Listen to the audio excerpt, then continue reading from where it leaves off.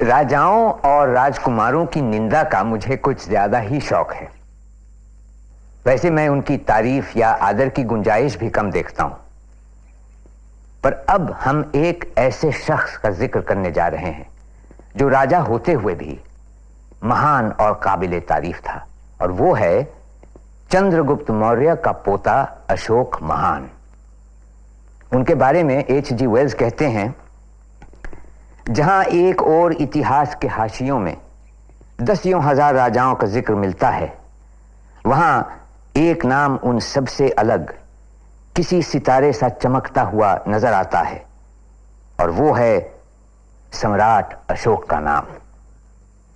रूस से जापान तक आज भी उसका नाम इज्जत से लिया जाता है।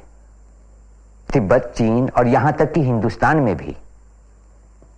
हालांकि उसके सिद्धांतों को छोड़ दिया गया है, अशोक की महानता की परंपरा को सहेज कर रखा हुआ है।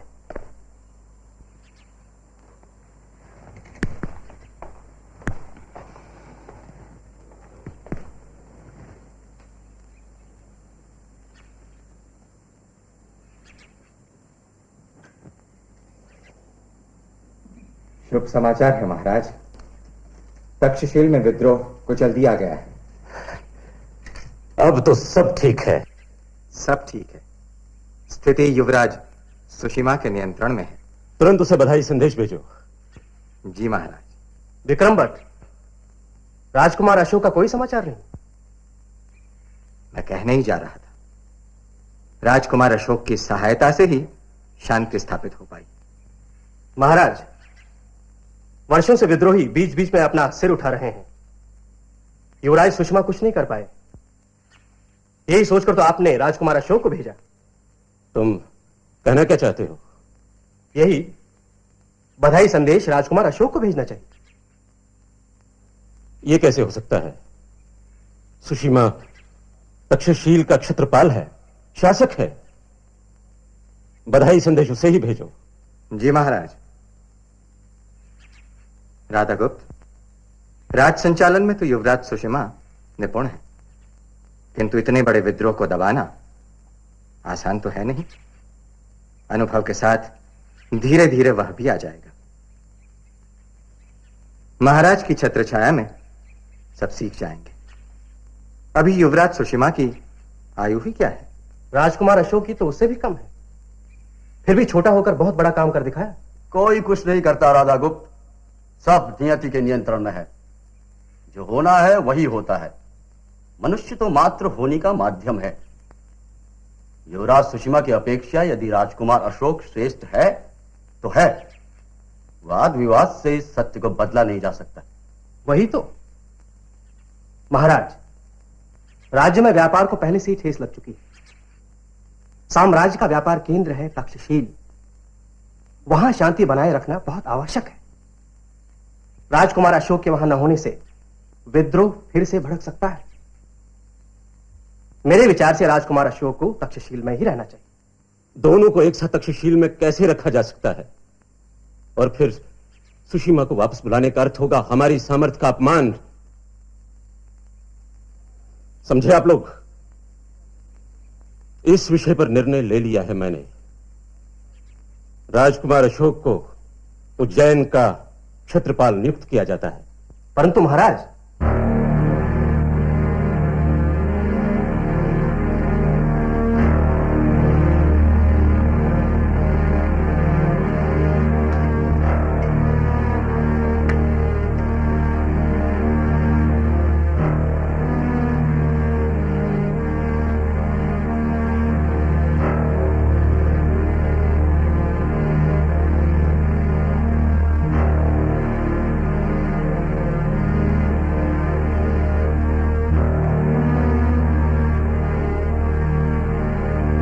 यही ठीक है। समाचार सुनकर आपको तो जैसे सांप सूंघ गया। आश्चर्य है कि आपको यह सूचना विक्रम भट्ट से मिली। इसी असमंजस में मैं भी हूं। मेरा गुप्तचर अभी तक तक्षशिल से नहीं लौटा है, और विक्रम भट्ट के पास समाचार भी पहुंच गया। निश्चय ही उसने राजकुमार अशोक के सामने कोई गुप्तचर रख छोड़ा है। आपका अनुमान सही है। क्योंकि जब से राजकुमार अशोक वहां गए हैं उनकी गतिविधियों की सूचना महाराज को मिलती रही है, और वो भी विक्रम भट्ट द्वारा। आपको पता था तो बताया क्यों नहीं? पहले संदेह भर था, अब विश्वास है। किसी भी प्रकार राजकुमार अशोक को सावधान करना चाहिए कि राजगद्दी हथियाने का संघर्ष शुरू हो चुका है। संघर्ष नहीं राधा गुप्त, षड्यंत्र कहो। अशोक को क्या पड़ी है कि वो इसमें पड़े? सुशीमा भाई हम सब में बड़े हैं, इसलिए वही राज संभाले पिताजी के बाद। उचित भी यही है, संघर्ष का प्रश्न ही नहीं उठता। तिस्सा, तुम अभी नादान हो। इतना बड़ा साम्राज्य चलाना सुषमा के बस का रोग नहीं। राजकुमार अशोक तक्षशिल समय पर नहीं पहुंचते तो सुषमा कब के मौत के घाट उतर चुके होते।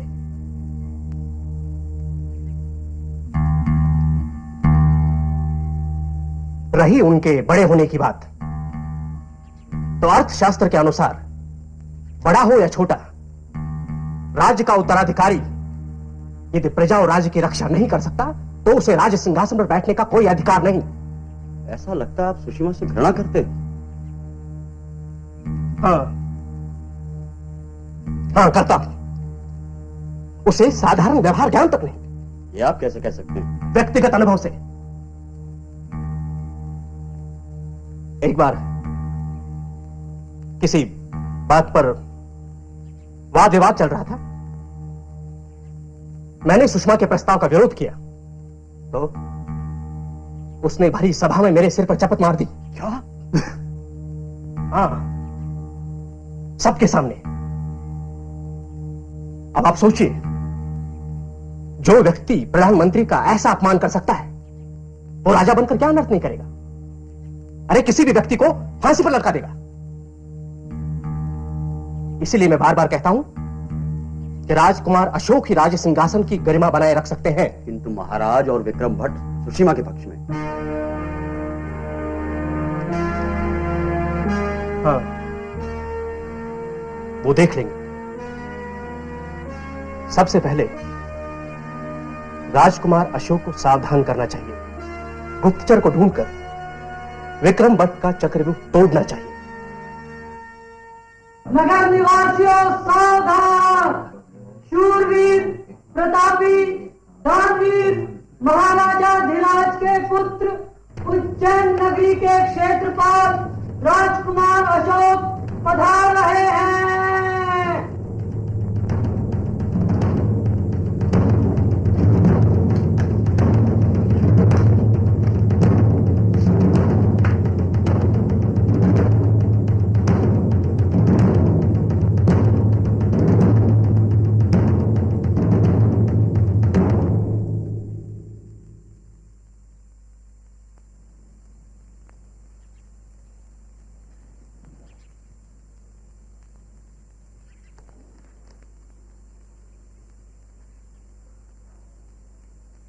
राजकुमार आयुष्मान, सेवक का नाम महेंद्र भट्ट है, उज्जैन का नगर पुरोहित। नगरवासियों की ओर से आपका हार्दिक स्वागत करता हूं। तक्षशिल में पुनः शांति स्थापित करने की बधाई भी स्वीकार कीजिए। हमें विश्वास है कि आपके कुशल प्रशासन में उज्जैन नगरी सुख और समृद्धि के पथ पर और भी आगे बढ़ेगी। हमारी भी यही इच्छा है कि सभी सुखी रहें।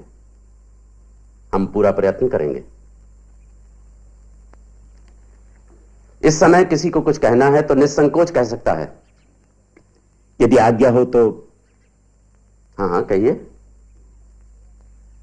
मेरा नाम सुखविहार है, व्यापार श्रेणी का श्रेष्ठी हूं और साथ ही बौद्ध संघ का सदस्य भी हूं। हमारी इच्छा थी कि भगवान बुद्ध की शिक्षा का प्रचार प्रसार करने हेतु पास ही के गांव में एक विहार की स्थापना की जाए। अवश्य कीजिए। किंतु जिस भूखंड पर हम ये विहार बनाना चाहते हैं वो शासन का है। यदि राजकुमार की आज्ञा मिल जाए तो। हाँ हाँ, हमें कोई आपत्ति नहीं है। क्षमा करें महाराज, मुझे आपत्ति है। स्पष्ट कीजिए। आपके दादाश्री सम्राट चंद्रगुप्त ने यह भूखंड हम ब्राह्मणों को दान में दिया था। इस पर बौद्धों का अधिकार तो हो ही नहीं सकता, और विशेषकर असामाजिक कार्यों के लिए तो बिल्कुल ही नहीं। असामाजिक कार्य? महाराज, आप नहीं जानते इन बौद्धों की करतूतें। गांव गांव जाकर ये लोग नास्तिकता का प्रचार करते हैं। ये लोगों को अधर्म की ओर घसीटते हैं, समानता की बातें करते हैं। ऊंच नीच, छोटे बड़े, किसी का भी ध्यान नहीं रहा इन लोगों को। हमारी आपसे प्रार्थना है कि इन अधर्मी भिखारियों को पकड़कर कड़े से कड़ा दंड दिया जाए और धर्म की रक्षा की जाए। मैंने आपत्ति का कारण पूछा था, उपदेश देने के लिए नहीं कहा। ठीक है, यदि वो भूखंड ब्राह्मणों को दिया जा चुका है तो विहार कहीं और बन जाएगा। चंद्रसेन, इनके विहार के लिए भूमि का प्रबंध किसी और स्थान पर कर दिया जाए। आप सहमत हैं? जी, यही बिल्कुल उचित होगा। हम आपके आभारी हैं। हमारा आपसे आग्रह है कि भूमि पूजन के समय उपस्थित रहकर हमारा उत्साह बढ़ाएं। हम विचार करेंगे।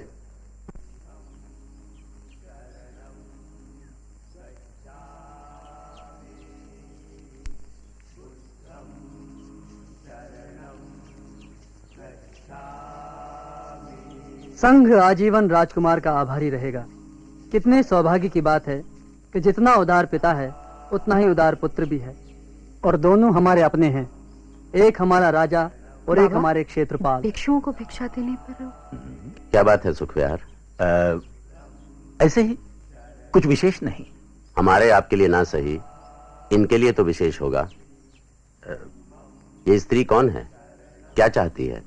ये मेरी बेटी है युवराज, और जानना चाहती है कि भिक्षुओं को धर्मोपदेश देने और भिक्षा मांगने पर रोक क्यों। कौन रोकता है? भूतपूर्व क्षेत्रपाल का बनाया हुआ नियम। अच्छा, और उसका पालन तो हम कर ही रहे हैं।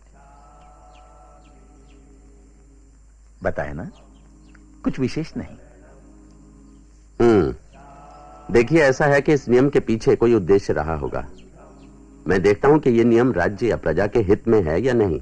यदि नहीं है तो हमारे लिए यही बहुत होगा राजकुमार। कुमार यहाँ की सैर नहीं करना चाहेंगे? लगता है हमारे सौभाग्य से ही ब्राह्मणों ने आपत्ति की थी। पिछले स्थान की अपेक्षा यहाँ कहीं अधिक शांति है। सुखविहार, धर्मोपदेश देने और भिक्षा मांगने पर जो रोक है, हम उस पर गंभीरता से विचार करेंगे। और भी कई नीतियां हैं जिन पर विचार करना आवश्यक है। यदि आप कहें तो व्यापारियों के दुख के बारे में भी बता दूं? हाँ, क्यों नहीं। सच तो यह है कुमार कि माल की बिक्री के पहले ही व्यापारियों को अनेक कर चुकाने पड़ते हैं। तो कर नीति के बारे में भी बात कर लें। व्यापार के बिगड़ने से केवल उनकी ही नहीं, राज्य की भी हानि होती है।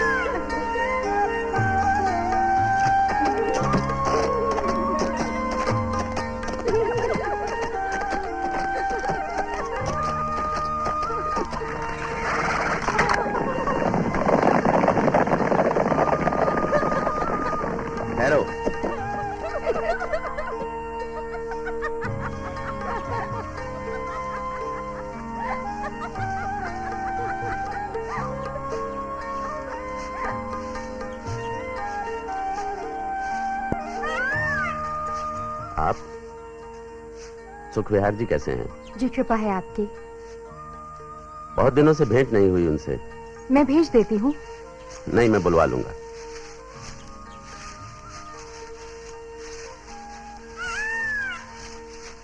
विहार का काम कैसा चल रहा है? वैसे तो ठीक ही चल रहा है। आप स्वयं देखने को पधारें तो हमारा सौभाग्य होगा। आप स्वयं हमारा स्वागत करें तो हमारा सौभाग्य होगा। जी।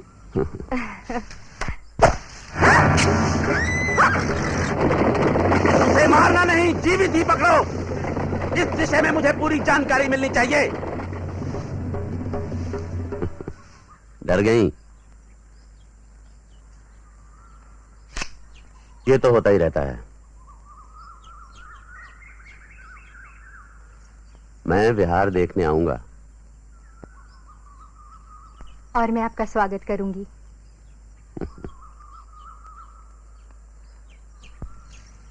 बौद्ध संघ से तुम्हारा लगाव कैसे हुआ?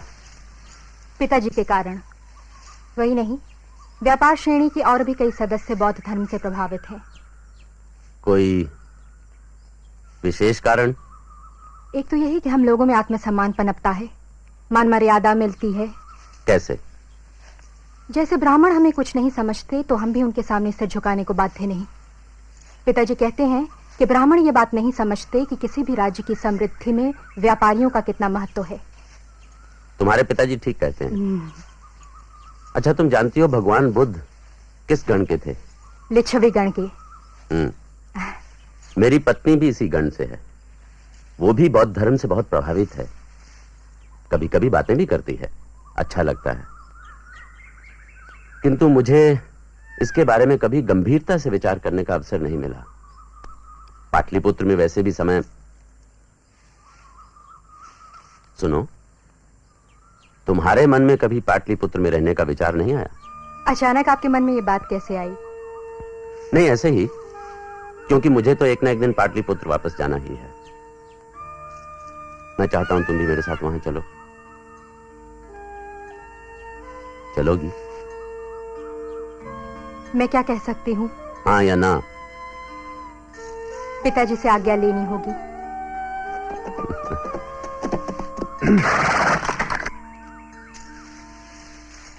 क्षमा करें राजकुमार, किंतु बहुत ही महत्वपूर्ण कार्य है। कहो। राजकुमार, ये आदमी गुप्तचर है, तीक्ष्णा नाम है, जाना माना हत्यारा। किसने भेजा इसे? पाटलिपुत्र से युवराज सुषिमा के सहयोगियों ने। यहां उनका गुप्तचर कौन है? जी कोई बात नहीं, कहो। जी चंद्रसेन। चंद्रसेन के कहने पर ही। ठीक है, सेना नायक से कहो चंद्रसेन को तुरंत बंदी बना लिया जाए और सूर्योदय के पहले उसे सूली पर लटका दिया जाए। जो आज्ञा। हत्या करना आवश्यक है क्या? देश निकाला भी दिया जा सकता है। राजद्रोही के लिए केवल एक ही दंड है, मृत्यु। महाराज, श्रेष्ठ सुखविहार जी आ पहुंचे हैं।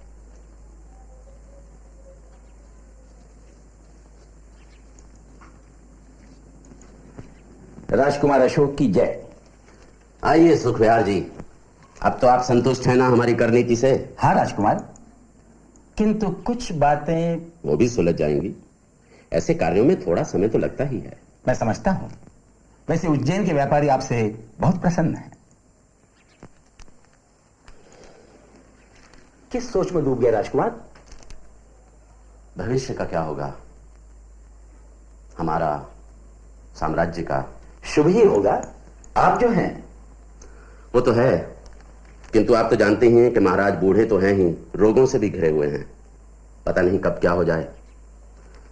उनके बाद हम में से ही किसी एक को शासन संभालना होगा। इसका निर्णय भी शीघ्र ही हो जाएगा। आप ये सोच रहे होंगे कि मैं ये बातें आपसे क्यों कह रहा हूं। कुछ भी हो, आपका विश्वास पात्र बनने का सम्मान मुझे मिल रहा है। यदि किसी लायक। मैं यही कह रहा हूं, राज सिंहासन के लिए भारी संघर्ष होगा। मैं चाहता हूं कि मेरा अपना एक सैन्य बल हो। यदि व्यापार श्रेणी का सहयोग मुझे मिल जाए तो इतनी सी बात? व्यापार श्रेणी को तो आभार व्यक्त करने का अवसर मिल जाएगा। आप तैयारी करें, एक एक सदस्य आपके साथ है। मुझे आपसे यही आशा थी सुखविहार जी। एक बात और बन जाए तो मन का बोझ उतर जाए।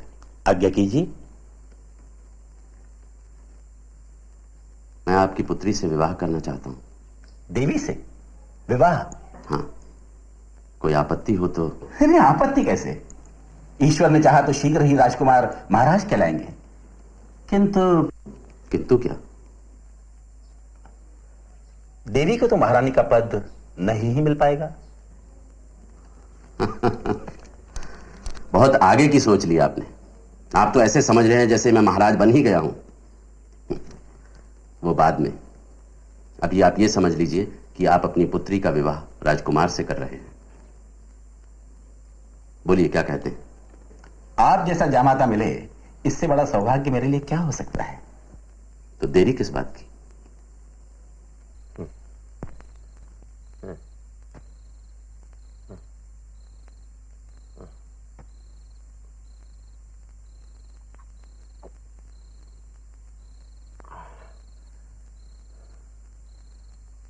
विक्रम भट्ट,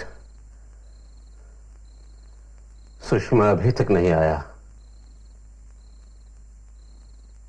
महाराज, तक्षशिल में फिर से विद्रोह भड़क उठा है, इसीलिए नहीं आ पाए।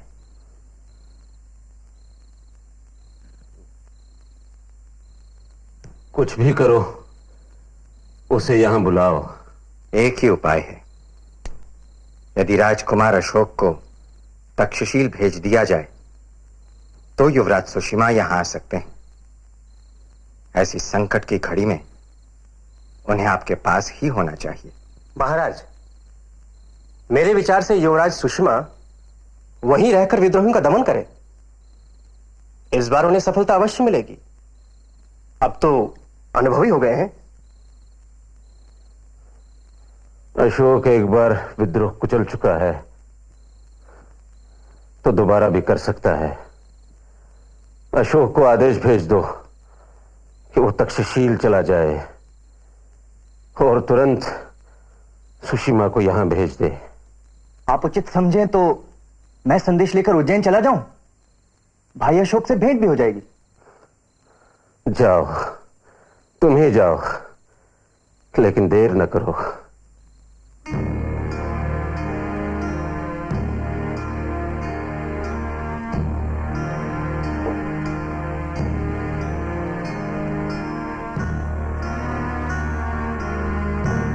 तिस्सा, अच्छा किया जो तुमने उज्जैन जाने की बात की। अब हम कम से कम राजकुमार अशोक को सावधान तो कर सकते हैं। ये तो मेरे ध्यान में ही नहीं आया। मैंने तो सोचा था कि उज्जैन जाकर मौज मस्ती करूं। ध्यान से सुनो तिस्सा, राजकुमार से कहना कि किसी भी स्थिति में तक्षशिल न जाएं। राह से ही हटा देने की तैयारी की है शत्रुओं ने। उनके सौतेले भाई भी सैनिकों की भर्ती में लगे हैं। जाओ, समय नष्ट न करो। कहना अधिक से अधिक सेना जुटाकर तुरंत पाटलिपुत्र के लिए प्रस्थान करें। सुषमा से पहले यहां पहुंच जाएं तो राज सिंहासन उनकी मुट्ठी में होगा। और तुम? मैं यहां विक्रम भट्ट का साथ देने वाले मंत्रियों को अपने पक्ष में करने का प्रयत्न करूंगा। जाओ, अब देर न करो। रास्ते में रुकना नहीं और अश्व बदलते रहना।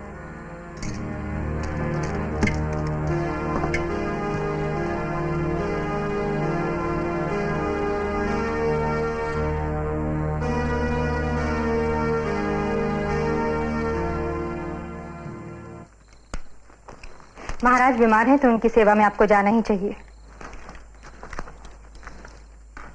किंतु सिंहासन के लड़ाई झगड़े में आप न पड़िएगा। क्यों? अरे, व्यर्थ में प्राणों को संकट में डालने से क्या लाभ? हाँ, ठीक तो कह रहा है। यहां आपको क्या कमी है? क्षेत्रपाल का पद, घर परिवार, सुख सुविधाएं, इन्हें दांवों पर लगाने से क्या मिलेगा? तुम हो मूर्ख। मैं इस संघर्ष में ना भी पड़ूं तो क्या वो मुझे जीवित छोड़ देंगे? उनके जीवित रहने के लिए मेरा मरना आवश्यक हो जाएगा। और यही बात उन पर भी लागू होती है। तो इसका अर्थ है कि आप राजा बने तो आप भी अपने भाइयों को मार डालेंगे? बिल्कुल। जो भी सिंहासन को ललचाई आंखों से देखेगा उसे मरना ही होगा। ये ठीक नहीं लग रहा। आप इससे दूर ही रहिए। दूर रहूं? अयोग्य और विलासी व्यक्तियों के हाथों में साम्राज्य को चला जाने दूं? राज सिंहासन का सच्चा उत्तराधिकारी मैं हूं। इतने बड़े साम्राज्य को चलाने की योग्यता केवल मुझ में है। मैं अभी अपने सैन्य बल के साथ पाटलिपुत्र कूच करता हूं। जैसा सेनानायक से कहो, कल सूर्य की पहली किरणें चौकड़ी भरते हुए अश्वारोहियों पर पड़ेंगी। संघमित्र, आमेन।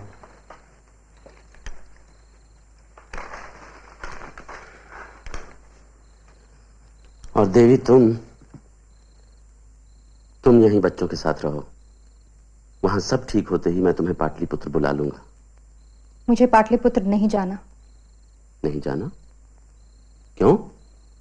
मैं यहीं रहना चाहूंगी, उज्जैन में। किंतु पहले तो तुम... पहले की बात और थी। तो अब क्या है?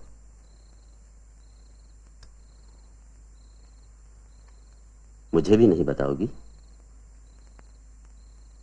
आपके साथ पाटलिपुत्र में महारानी बनकर जाना चाहती हूँ, दूसरी या तीसरी रानी बनकर नहीं।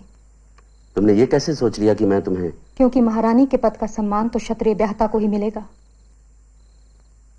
यदि मैं वचन दूं कि ऐसा नहीं होगा तो भी नहीं।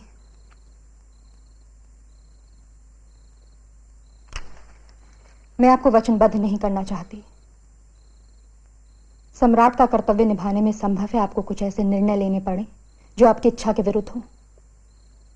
कारण कुछ भी हो सकता है, राजनीतिक, सामाजिक या कुछ और। मैं आपको धर्म संकट की स्थिति में नहीं देखना चाहूंगी।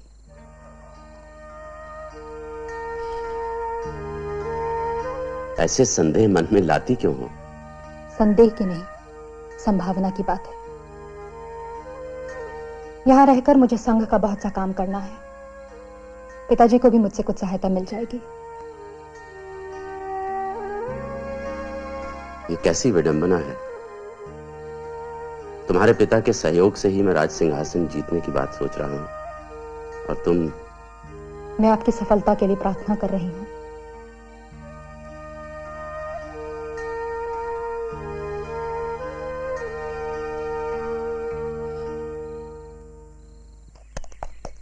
हम पाटलिपुत्र पहुंचने ही वाले हैं राजकुमार।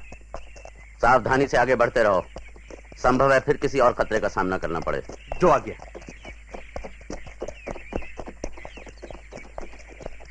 ये बैलगाड़ी कैसी है? देखो। जी, जो आज्ञा।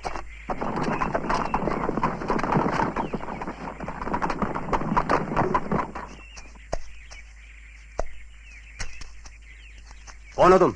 इस गाड़ी में कौन है? मेरे मालिक राजकुमार से मिलना चाहते हैं। क्यों? कौन है तुम्हारा मालिक? ये सिर्फ राजकुमार को ही बताया जा सकता है। ठीक है, पहले मुझे देखना होगा। महाराज आप? ठीक है। महाराज कहाँ है? ये रहे। राधा गुप्त। महाराज की जय हो। और कौन है? आपका अतिथि। कौन? आप स्वयं देख लीजिए महाराज।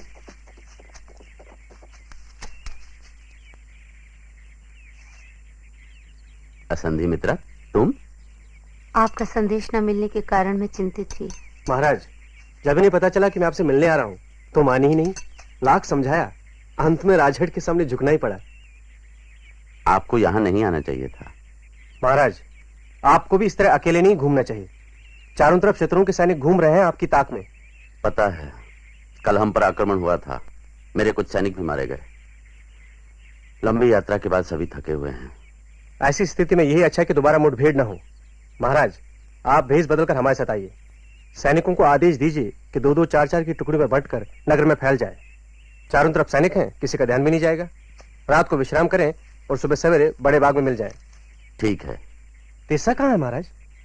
साथी है, उसे भी आप अपने साथ ले जाइए।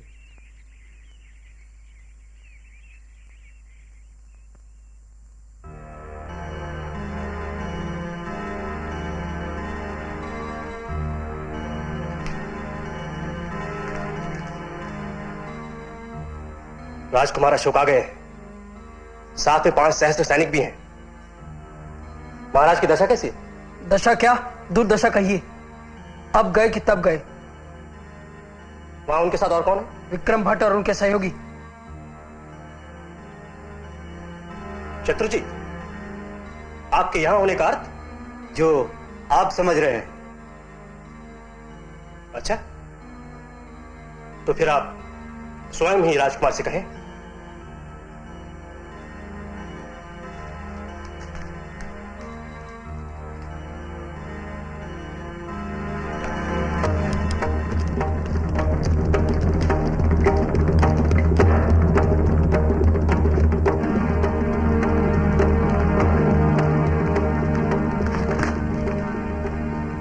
राजकुमार अशोक, मैं और मेरे मंत्री आपका साथ देंगे। कितने मंत्री होंगे? मुझे मिलाकर 101। शुभ है। और शेष मंत्रियों का? उनका प्रबंध भी कर दिया जाएगा। स्थिति बहुत तेजी से बदल रही है। मेरे विचार से आप स्वयं को राज प्रतिनिधि घोषित कर दीजिए। सिंहासन के संघर्ष में आपका पलड़ा भारी रहेगा। बाद में जो होगा देख लेंगे। क्या विचार है?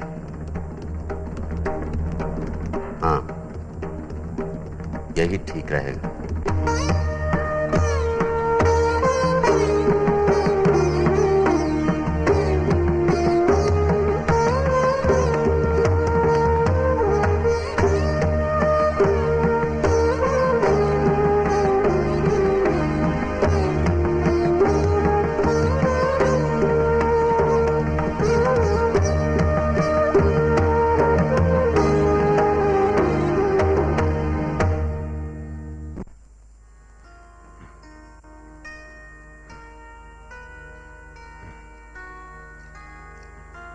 अब इन्हें भूमि पर लिटा दीजिए। गिनती की सांसें रह गई हैं।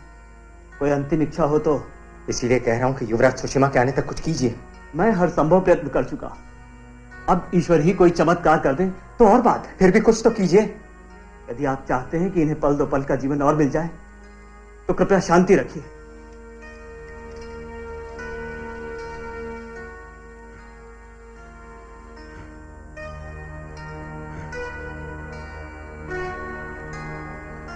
महाराज, महाराज, आपके आदेश का पालन न करके राजकुमार अशोक यहां पहुंचे हैं। और सुषमा? वह भी आते होंगे। महाराज, स्थिति बहुत गंभीर है। चारों ओर सैनिक फैले हैं। किसी भी समय लड़ाई छिड़ सकती है। महाराज, राजकुमार अशोक राजधानी पहुंच ही गए हैं तो क्यों ना उन्हें राजप्रतिनिधि घोषित कर दिया जाए। रक्तपात से बचा जा सकेगा। सभी अपने हैं। महाराज, मेरे विचार से यही ठीक होगा। युवराज सुषमा के आने तक आप। अरे नहीं, अशोक को एक बार राजप्रतिनिधि बना दिया तो वो कभी नहीं हटेगा। नहीं, सुषमा की प्रतीक्षा करो। महाराज, राजकुमार अशोक। महाराज प्रणाम। आपकी बीमारी का समाचार सुनते ही भागा चला आया। यहां स्थिति गंभीर पाई। नगर में चप्पे चप्पे पर सैनिक ही सैनिक। पता नहीं कब क्या हो जाए। यही सोचकर मैंने राधा गुप्त का सुझाव मान लिया और अपने आप को राजप्रतिनिधि घोषित कर लिया है। तुम राज सिंहासन के लिए षड्यंत्र कर रहे हो। सिंहासन पर तो सुषमा तुम नहीं, कोई नहीं। सुषमा। लेकिन कहां है वो?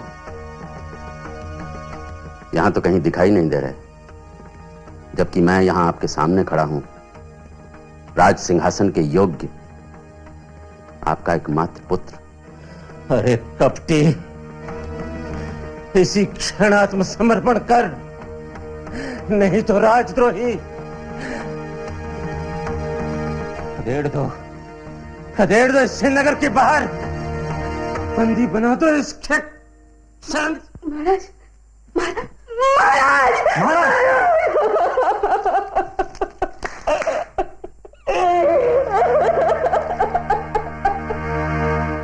तमाम इतिहासकार मानते हैं कि अशोक युवराज नहीं था और राज सिंहासन के लिए राजकुमारों में आपसी संघर्ष हुआ। तिब्बत और चीन में संरक्षित ग्रंथ दिव्यावदान में लिखा है कि मृत्यु से पहले बिंदुसार अपने पुत्र सुषिमा को राजा बनाना चाहता था, मगर उसके मंत्रियों ने अशोक का साथ दिया। उत्तराधिकार स्थापित करने में पूरे 4 साल लग गए। तब कहीं अशोक ने अपने आप को पूरी तरह से सुरक्षित महसूस किया और 269 ईसा पूर्व में उसका विधिवत राज्याभिषेक हुआ।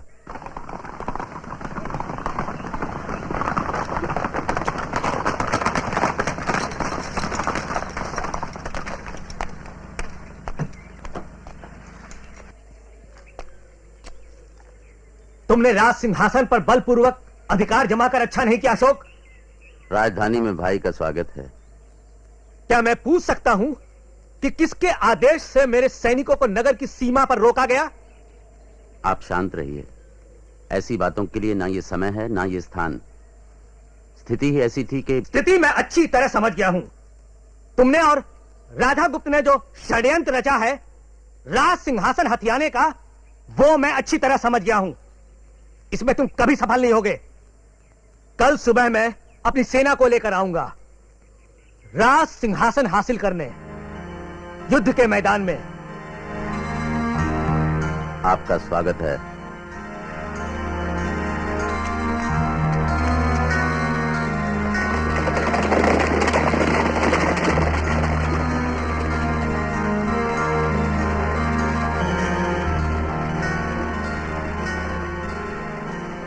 नगर में प्रवेश करने से पहले ही इसकी हत्या कर दो।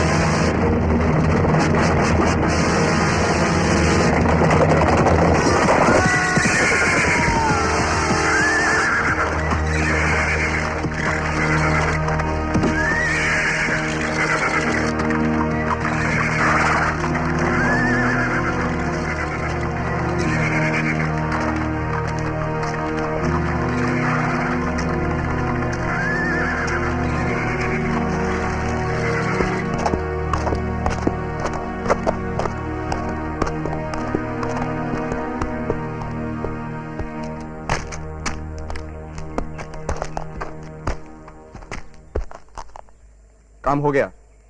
ठीक है, जाओ। तो